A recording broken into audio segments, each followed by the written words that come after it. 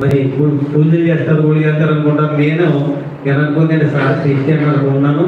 కానీ ఖచ్చితంగా ఏంటంటే సార్ ఏంటంటే మనిషి చూసే ధర్మమే సధర్మం. కాబట్టి ఖచ్చితంగా సార్ చెప్పేది ఏంటంటే ఎక్కడో కూడా అహంకారం అనేది లేదు, మరి పొగరు అనేది లేదు. ఖచ్చితంగా శాంతిగా అమలుగా ఉంటూ మన అమలాపురం యొక్క ప్రజల యొక్క అందరి ఆదరణ చూశారు. కాబట్టి సార్ బదిలీపై వెళ్తున్నప్పటికి కూడా వారికి ఎక్కడ వెళ్ళినా కూడా మంచిగా జరుగుతుంది. మంచిగా దేవుడు వారు చూడాలని ఆశీర్వదించాలని కోరుకుంటూ మరి ఈ యొక్క అవకాశం ఇచ్చిన అధ్యక్షుల వారికి హృదయపూర్వక జైలు తెలుస్తున్నాము. జై హింద్. పి శ్రీనివాస గారు.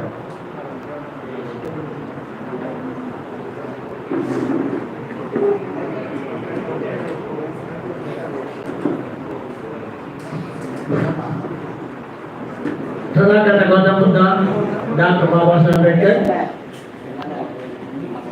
మహాశేఖర తోటి న్యాయవాదులు, అదేవిధంగా ఈ వేదికగా ఉన్నటువంటి న్యాయమూర్తులు అందరూ కూడా హృదయపూర్వకమైనటువంటి జైలు తెలియజేస్తున్నాం. ముఖ్యంగా బదిలీపై వెళ్తున్నటువంటి మన జిల్లా జడ్జి గారు అందరూ మనస్సులో పొందినటువంటి ఏకైక న్యాయమూర్తి మన జిల్లా జడ్జి గారు. అందరి మనసులో అటువంటి న్యాయమూర్తి అన్ని రంగాల్లో కూడా చాలా చక్కగా జడ్జిమెంట్స్ ఇచ్చారు. చెప్పుకోవాలి, ఎవరిని ఏ విధమైన ఇబ్బంది పడకుండా అన్ని కోణాల్లో కూడా చాలా చక్కగా తీర్పునిస్తూ అందరి మనసులో స్త్రీ పురుషులు అందరూ కూడా ఎక్కడి నుంచో వచ్చిన వాళ్ళందరినీ కూడా నిజంగా ఎటువంటి జడ్జిమెంట్ ఇచ్చారంటే మనకి ఎప్పుడైనటువంటి జడ్జిమెంట్స్, అటువంటి జడ్జిమెంట్స్ అందరూ మనసులో కూడా పొందుకున్నటువంటి మన జడ్జి గారు.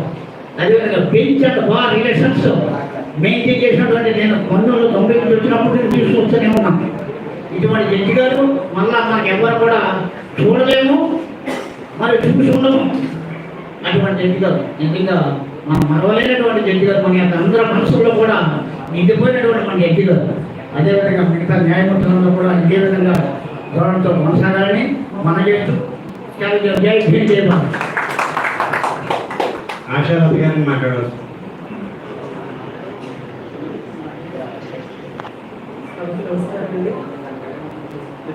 నమస్కారం. ఈజీ గారి గురించి అందరూ పాజిటివ్గానే చెప్తున్నారు. నన్ను మాత్రం నా దృష్టం ఏంటంటే దయ్యం, రాక్షసి, ఇది నక్సలైటు అని నా గురించి చెప్పింది ఆయన మాత్రమే. మళ్ళీ రేపటి నుంచి అలా అనేవాళ్ళు లేదని చాలా బాగా ఉంది.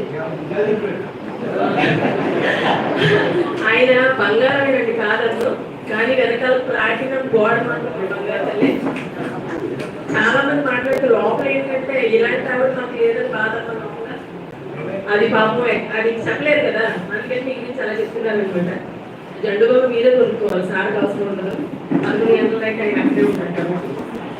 ఆయన ఏదైనా ఒక విషయం చెప్పినప్పుడు ఎంత చిన్న విషయం అయినా ఏ విషయాన్ని అయినా చాలా పట్టుదలగా తీసుకుంటారు. రెండోది ఆయన ఒకసారి మాట్లాడుతూ ఒక మాట నాకు చాలా పేరుకున్నాయని కొన్ని బాగా గుర్తుపెట్టుకుంటాను. ఏమన్నారంటే బెంచ్ మీద ఉన్నప్పుడు మాత్రమే నేను జడ్జిని, దిగిన తర్వాత మనందరం ఒకటే అని చెప్పి. అలా చెప్పడానికి చాలా పెద్ద మనసు ఉండాలి.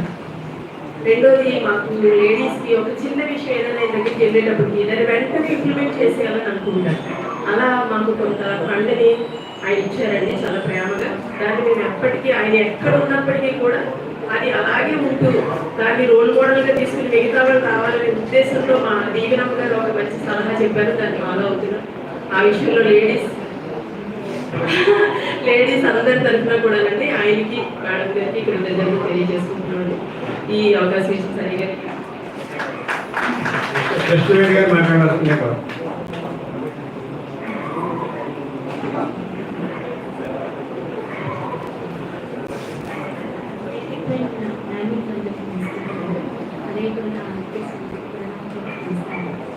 సార్ మీ గురించి చెప్పాలంటే ఇప్పుడు 9